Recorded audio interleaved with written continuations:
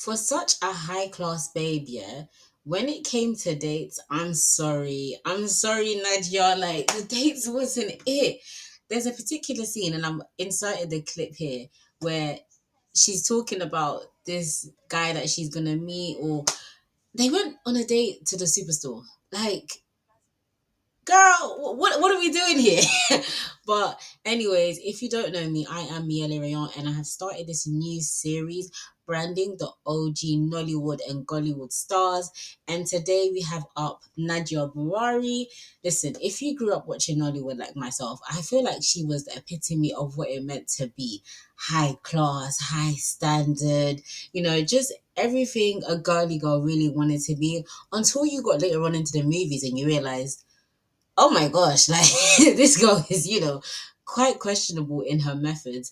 But even thinking of that, it kind of reminds me of a famous legend in history, but I will touch on that later on. Yo, quick little commercial break. This video is not officially sponsored by them, but this is what's sponsoring my energy: coconut water. But yeah, also make sure you subscribe, because as you see, there are more players coming up and you don't want to miss it. We've got Genevieve Nanji, Van Vicker, like I'm going to be doing the whole lot of them. And if there's anyone in particular that you want to see, make sure you let me know in the comments. I will be checking them out and I'll see if I can add them to my roster. And I probably will, just do my research, because I love Nollywood and Gollywood.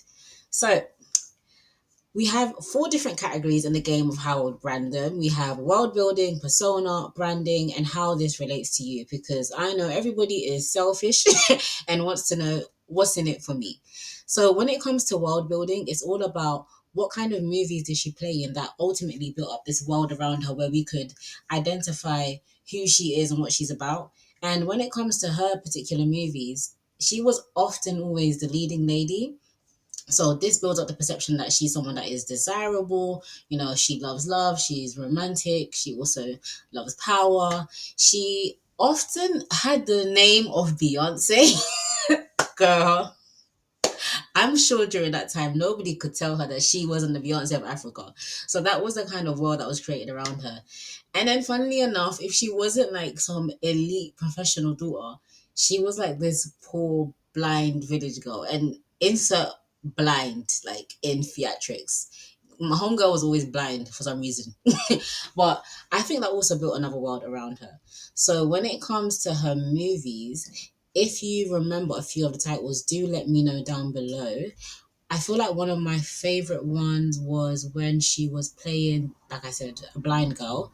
And in this movie, it was really touching, because she fell in love with this guy and he didn't mind the fact that she was blind, and it just pulled on my heartstrings, and she was so humble and demure. And I feel like movies like that really showed her range as an actress, because she could do it all. She could be the girl that was plotting revenge, or she could be the humble and sweet one who was just living out her life and just trying to get by. And I think that also added a bit of depth and humanism to her. Having that depth and humanism is so key, because that's what stops a character from always feeling flat or her lines falling flat. You see that she's a fully fledged out person in her movies, and it makes her relatable. Even if you might not relate to one aspect of her, you relate to the parts of her where she might be unsure of herself, or she might really want things to go her way. And so if I was to play a game of word association, when I think of Nadia Buari, I think of the words luxury, expensive. Like I stated earlier, she was the epitome of what it means to be a high class babe, to me at least, when I was growing up. She was the it girl. She was the main character in the movies. I don't think I've ever seen her play a supporting character. So just the audacity and the braveness to take up space is something that I really admire about her. She loves shopping, of course, because what it girl doesn't love shopping? She was a professional daughter for the most part. She was often denoted as a princess or someone of royalty. And when I mentioned earlier that she reminded me of a legend, I feel like the legend that this might be controversial. Let me know what you think, but I actually think of Cleopatra, because this was someone who was of royalty, but she had no problem doing what she needed to do to get to the next level of power, whether that was, allegedly like murdering her brother or like poisoning people. Like she did what it took. And Nadia Buari's characters as well, she did what it took to get what she wanted.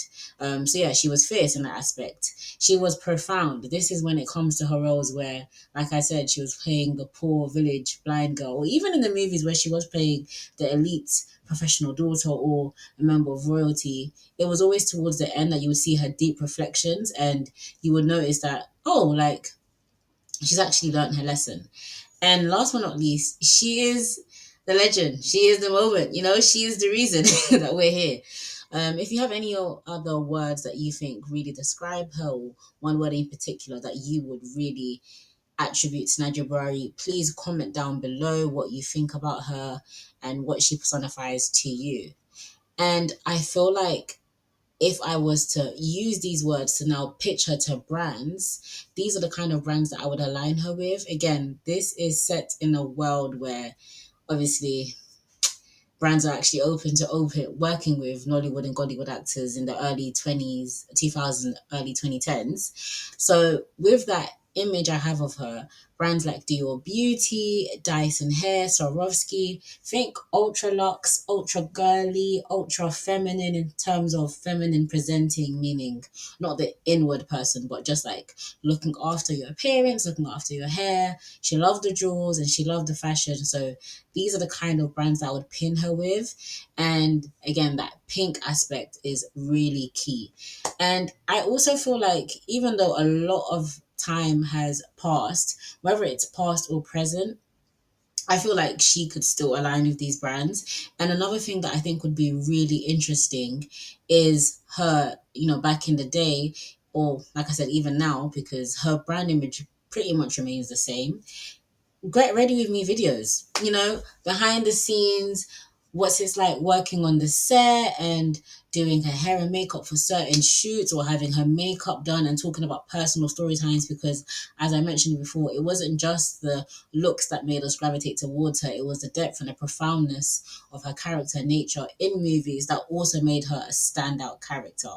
And also she could do interviews with co-stars. I just feel like a YouTube angle where it's really me-centered for the most part, me-centered being Nadia-centered, and occasionally having a few other people just to bring in some diversity would be really good for her image. And so if we do bring it to present day Nadia, like I said, she's pretty much still the same. She's still the it girl.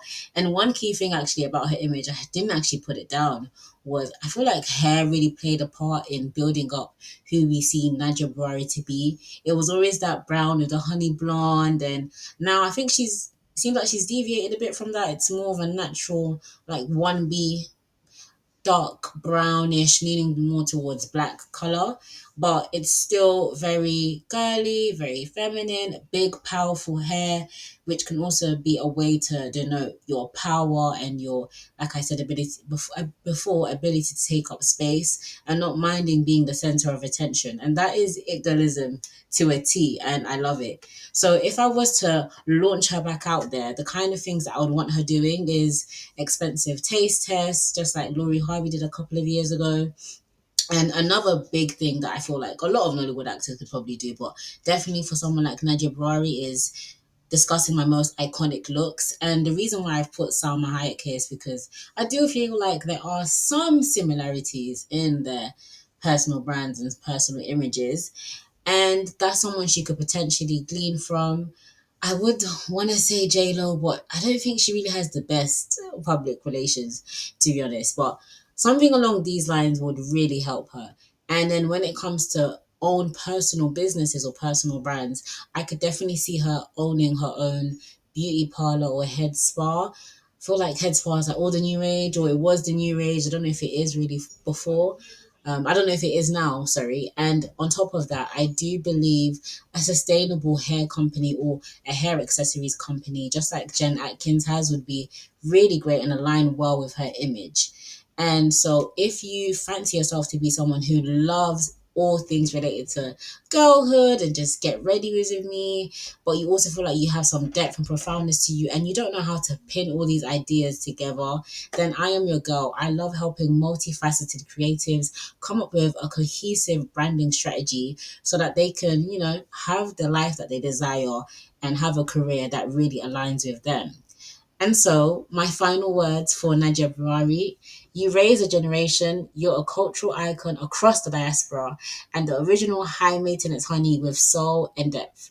Remember that you don't need any accolades, your legacy and success speak for itself. So, comment down below how this star has inspired you.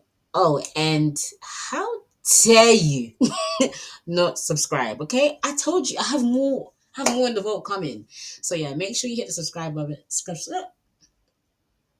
Make sure you hit the subscribe button and let me know what you think. And in true Nollywood fashion, I'm gonna have to say, to God be all the glory. I'll see you in the next one.